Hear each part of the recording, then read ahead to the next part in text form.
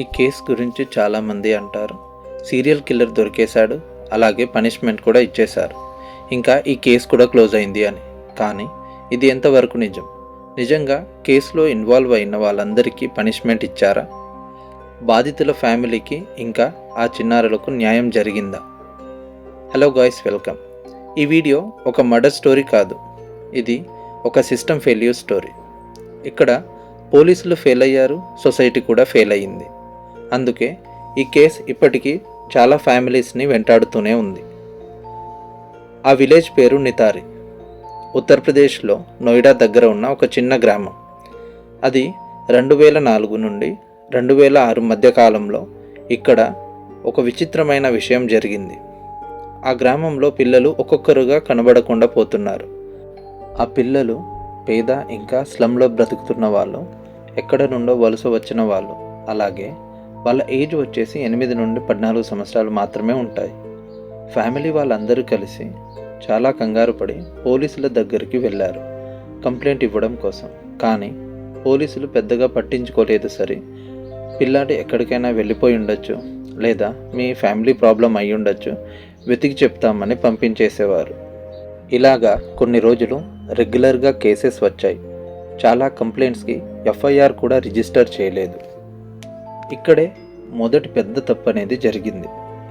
ఒకే area, ఒకే age group, repeated missing cases. ఇది clear warning sign, కానీ పోలీసులు ప్యాటర్న్ని గుర్తించలేదు. బాధగా ఉన్న నిజం ఇదే. విక్టిమ్స్ పూర్ ఫ్యామిలీస్ నుంచి ఉండడం వల్ల మీడియా ప్రెషర్ లేదు, పొలిటికల్ ప్రెషర్ కూడా లేదు. అందుకే ఈ కేసును ఎవరూ సరిగ్గా పట్టించుకోలేదు.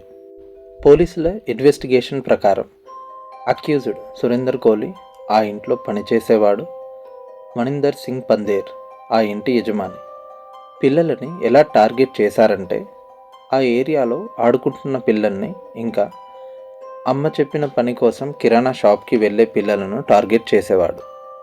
పిల్లలకు ఆడుకునే వస్తువు చాక్లెట్స్ ఆశ చూపించేవాడని, అదే ఏరియాలో ఉండేవారు కదా అని పిల్లలకు కూడా ఎలాంటి డౌట్ రాలేదు. ఇనీషియల్గా ఎలాంటి ఫోర్స్ చేయకుండా ఈ విధంగా వాళ్ళని కిడ్నాప్ చేసేవాడు.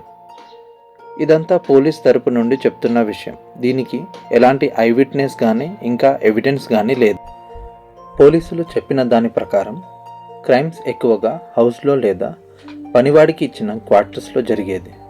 ఎక్కువగా రాత్రి సమయంలో లేదా తెల్లవారుజామున నైబర్స్కి ఎలాంటి అనుమానం రాకుండా ఆ సమయంలో హత్యలు చేసేవాడు.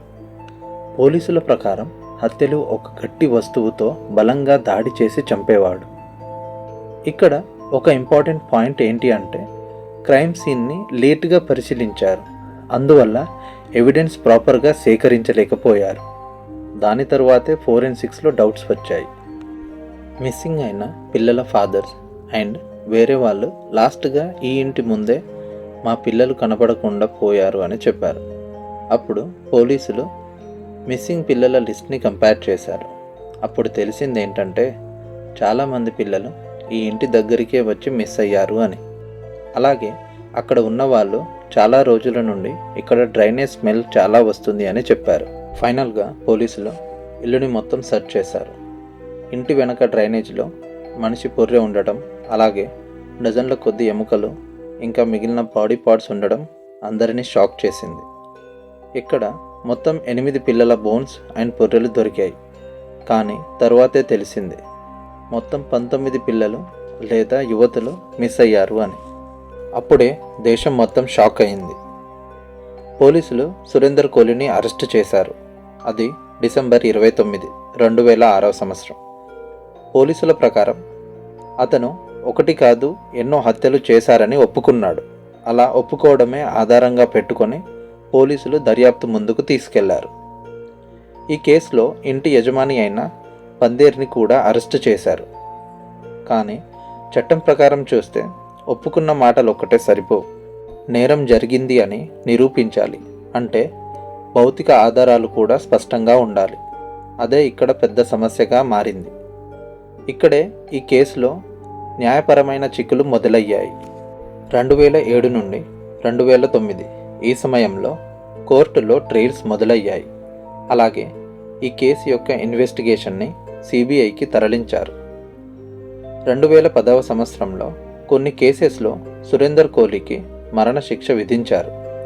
పందేర్ని చాలా కేసెస్లో నిర్దోషిగా కోర్టు ప్రకటించింది. 2014 నుండి 2017 ఈ కాలంలో సురేందర్ కోహ్లీకి చాలా కేసెస్లో మరణశిక్ష విధించింది కోర్టు. మొత్తం 12కి పైగా కేసుల్లో మరణశిక్ష విధించారు. ఇండియా హిస్టరీలోనే ఇది చాలా అరుదుగా జరిగింది. ఆటోమేటిక్గా మరణశిక్ష = హైకోర్టుకి అప్పీల్ చేసుకోవడం. తర్వాత ఈ కేసు సుప్రీంకోర్టు వరకు వెళ్ళింది. కోర్టు విచారణలో దర్యాప్తు నిజాయితీగా జరిగిందా, మరణశిక్ష నిజంగా న్యాయమా, ఇవన్నీ మళ్ళీ పరిశీలించారు. సురేందర్ కోహ్లీ యొక్క కేసు 2025 వరకు కోర్టు సమీక్షంలోనే ఉంది. పందేర్ మాత్రం చాలా కేసుల్లో కోర్టు నేరం లేదని తేల్చడంతో బయటకి వచ్చేశాడు. కానీ పిల్లలను కోల్పోయిన కుటుంబాలు మాత్రం అప్పటికీ న్యాయం కోసం పోరాడుతూనే ఉంది. కోర్టులో 2 నిందితులు ఒకే మాట చెప్పారు. వారి డిఫెన్స్ ప్రకారం సురేందర్ కోహ్లీ చెప్పింది ఏంటంటే, నన్ను చాలా ఒత్తిడి చేసి కొట్టి ఈ కేసులు ఒప్పుకునేలా చేశారు, కానీ నేనే చేశానని ఎలాంటి ఆధారాలు లేవు. నా ఫింగర్ ప్రింట్స్ కానీ DNA ఎవిడెన్స్ కానీ ఏదీ కూడా ప్రాపర్గా మ్యాచ్ అవ్వలేదు. మరోవైపు మనీందర్ సింగ్ పందేర్ మాత్రం, నేను డైరెక్ట్గా ఈ నేరంలో పాల్గొనలేదు, పిల్లలని కిడ్నాప్ చేసినట్టు ఆధారాలు లేవు, అలాగే హత్య చేసినట్టు ఐ విట్నెస్ కూడా లేదు, నేను కన్ఫెషన్ కూడా ఇవ్వలేదు అని కోర్టులో వాదించాడు. అలాగే పందేర్ చెప్పింది ఏంటంటే, ఇంట్లో జరుగుతున్నది నాకు తెలీదు, ఎందుకంటే నేను ఇంట్లోనే లేను, అప్పుడు నేను విదేశాల్లో ఉన్నాను, కానీ హౌస్ ఓనర్ అయినంత మాత్రాన క్రైమ్ చేశానని కాదు. కోర్ట్ రికార్డ్స్ ప్రకారం ఫిజికల్ ఎవిడెన్స్ కూడా ప్రాపర్గా లేదు. కన్ఫెషన్ ఉంటే సరిపోదు, సరైన ఆధారాలు ఉండాలి. ఇక్కడే కేసు బలహీనమైంది. భారత సుప్రీంకోర్టు మరోసారి ఈ కేసును పూర్తిగా పరిశీలించింది. కోర్టు అడిగిన ముఖ్యమైన ప్రశ్నలు: విచారణ నిజంగానే న్యాయంగా జరిగిందా, ఆధారాలు బలంగా ఉన్నాయా, ఓన్లీ కన్ఫెషన్ మీదనే కేసు నిలబడుతుంది అని అనుకుంటున్నారా?